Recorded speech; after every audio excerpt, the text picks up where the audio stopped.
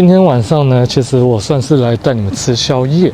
那其实呢，这里我其实有一间非常非常推荐的店，但它有可能跟我的目标有可能会超过一点点，但是没有关系，我还是会来，因为其实它这家店我来过蛮多次，我觉得它东西其实还蛮好吃的，所以我介绍给大家，我想介绍给大家。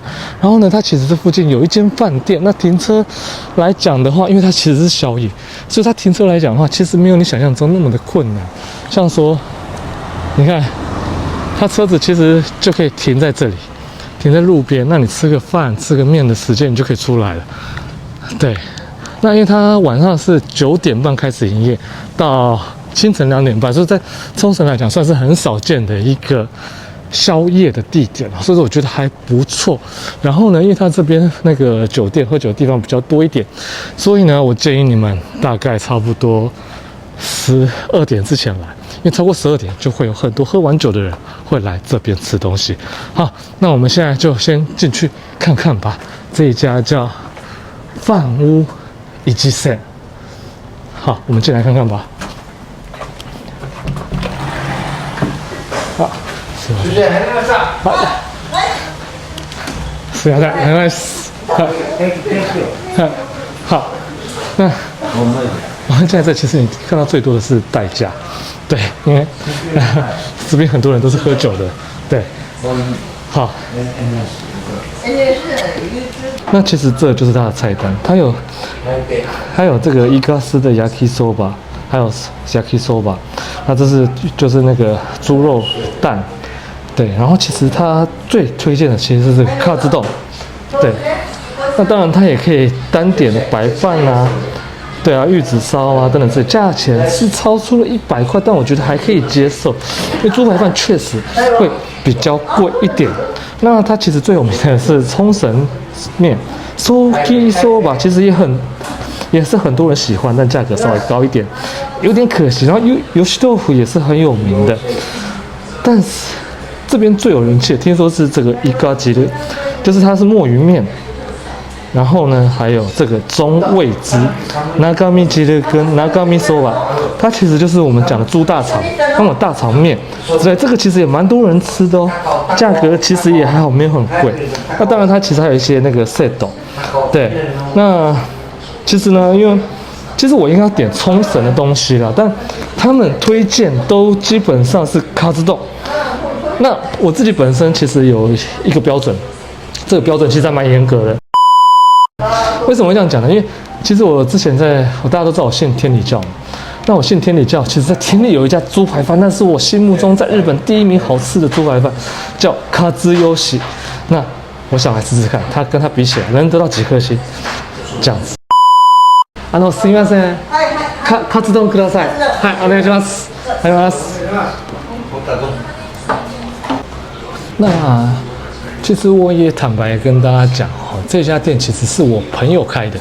那他算经营这家店还很长一段时间了，所以呢，我之前常常被他招待过来吃他这边的一些东西。那我也必须说哈，这边的那个婆婆做的还蛮好吃的。那因为我其实很喜欢吃冲绳面嘛，那我知道他这里有冲绳面之后，我当然就说我要来，就来吃了之后，我觉得很棒为什么？因为其实你也知道，在日本在晚上其实很多店是不会开的，就是关门这样的一个状态，但他们的店营业到特别晚，那基本上有时候像我早起来的时候，我们都那个探险的时候都会拍到1、2点嘛，或者甚至是说也没有到1、2点，在11、12点就结束了。那结束之后总是会想吃点东西嘛，要去晦气，那当然就会到处找。那在日本其实最早会去找那个 Gasto， 叫做那是算是那个家庭餐厅。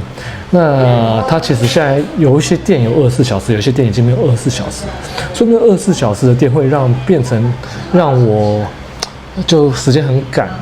那所以说到后面我就不太爱去了这个样子。对，然后我到后面有时候就在冲绳拍完的话，我就会去便利商店。那便利商店当然就随便买回去吃了。可是我知道我朋友他开这间1到2点半的时候，其实我还蛮开心的为什么呢？因为其实我们台湾人都习惯夜生活，那晚上有时候肚子还是会饿。他这边有 Uber Eats 之类的，所以那你去吃其他东西，便利商店说是你吃泡面、面包、饼干这些东西，那你为什么不找一间就是营业时间比较晚，然后又是有冲绳当地的一个代表的口味的餐厅来呢？那好，我必须说，我今天点猪排饭，其实我是其实没有很想要吃猪排饭，因为说真的，这时间吃猪排饭，炸的东西容易胖。但是我朋友推荐的，我只能吃吃看。那我本身其实比较想要吃冲绳面，因为我不知道为什么就很喜欢吃面，就这点大家请多多见谅。而且猪排那个卡兹豆猪排饭，其实应该严格来讲算是内地，因为冲绳叫日本都叫内地的料理，但没有关系，只要有好吃的话，我觉得也不错。但除了猪排饭之外，其他的冲绳面也很值得推荐啦。那假如这个地方的比较可惜的一点就是，我没有帮他翻译中文菜单。那有可能他也没有那么多的外国人，所以他也没有需求。那之前我帮我朋友翻译过他餐厅居酒屋的菜单，那其实台湾人过去就很方便。那这边我建议大家什么？请拿起你的手机，开启你的 Google 翻译，然后它有相机功能，日文转中文的，准确率多少也有70-80啊。对啊，我现在试给大家看哦。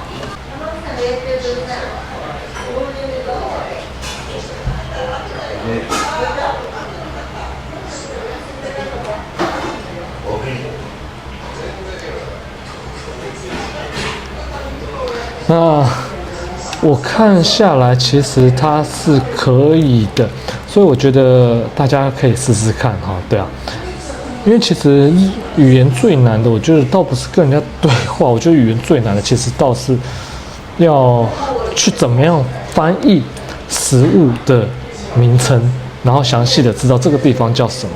其实我觉得我懂语言到现在以来，我最没有办法直接翻译的就是餐点，对，因为餐点其实它的做法东西很多，然后甚至有些餐点会为了取一个非常夸张的名字，那你看到名字，有时候我也不知道那个东西是什么。那或许我们问店员我们会知道，可是我必须说，其实来国外，我已经不知道这个名字了。那我在问店员，他讲的更多，我又听不懂，我还是一样不知道。那我这个时候就很推荐大家用 GPT， 为什么呢 ？GPT 免费的。然后你设定一个说，你是，假如说你今天去美国，你是一个英文老师或者是美国人，那你很懂美国的食物。那假如是日本，就是来说日本人，然后你懂日本这当地的食物，然后呢，你就可以拍照给他看，拍菜单给他看，请他帮你翻译出来。那他的翻译准确率就高达90%，甚至有时候到95%。因为我请我日本朋友就是这样做的。那因为说真的，台湾很多餐点我是翻译不出来的，因为台湾料理种类实在太多了。你说小笼包这些，我当然翻得出来。那你跟我讲说，我今天想要做一个什么什么竹笋鸡，然后里面加了很多调味料，但我不知道那调味料是什么。那这个当然我可以翻得出来，我其实应该找更难的，但是想不到。你们有什么推荐的？跟我说。我只知道我翻了很多，我都翻不出来，我都跟他们讲。吃吧，吃了你就知道。青菜有很多名称我也叫不出来，为什么呢？因为其实我最常吃的就是高丽菜，然后什么菠菜、A 菜、地瓜叶等之类。那你其他跟我讲一些其他菜，其实我不太清楚，什么水莲啊，那个什么龙须菜那些，我大概都知道长什么样，但我说真的看到我也认不出来。那更不要说鱼类，很多鱼类我知道它好不好吃，但我不知道它叫什么名字。我最知道就是尾鱼啊，还有虱目鱼啊。还有鲑鱼啊，那其他东西，说真的，你跟我讲，我也不知道是什么东西，反正吃了就对了，不是吗？对啊，那其实翻译这一块就会变得差很多。那这点是我蛮推荐在国外旅行的朋友们使用 GPT 这样的一个功能哈。好，那现在我在等料理这段时间，先跟大家做闲聊。那接下来我们就等料理正式上场喽。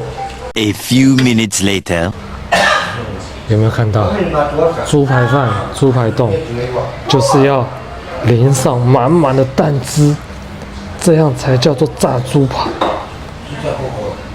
看到没有？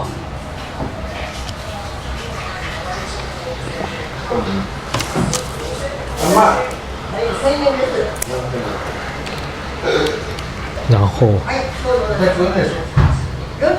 哇，这个热气腾腾的，然后呢，再嚼口味重一点的，再加一点酱油，包准你好吃到翻天。好，那就废话多说，开吃吧。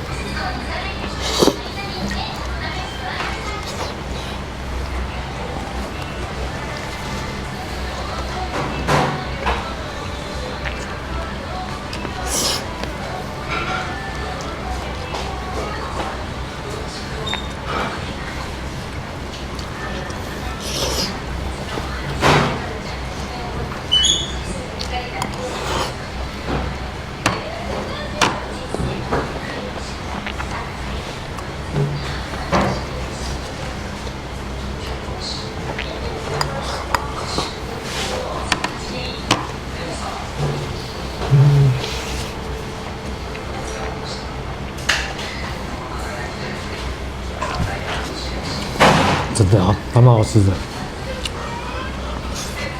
但因为它很烫，然后我又是猫舌头，所以我吃的会比较含蓄的。假如它不会那么烫的话，我跟你讲，狂拔。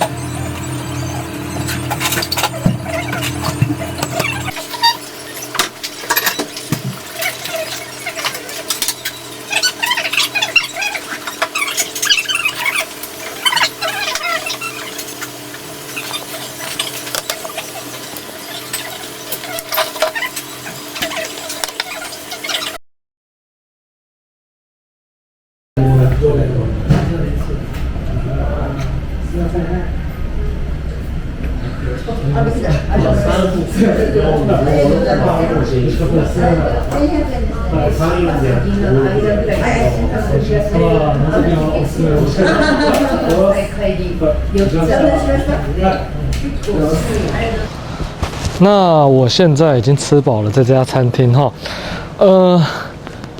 我不会因为是我朋友的店，我就给他满分5颗星。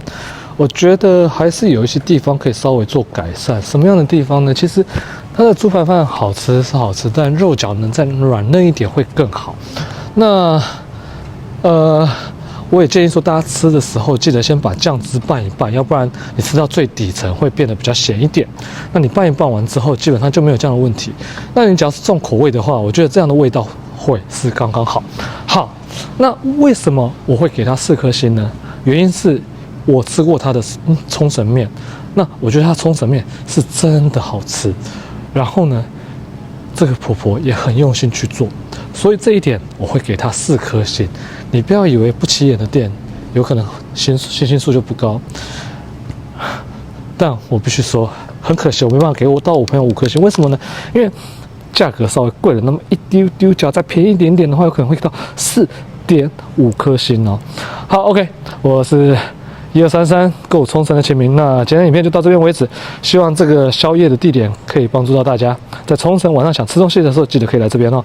那营业时间是晚上9点到清晨2点半，千万不要忘记哦。好，那我们就下次再见了，拜拜。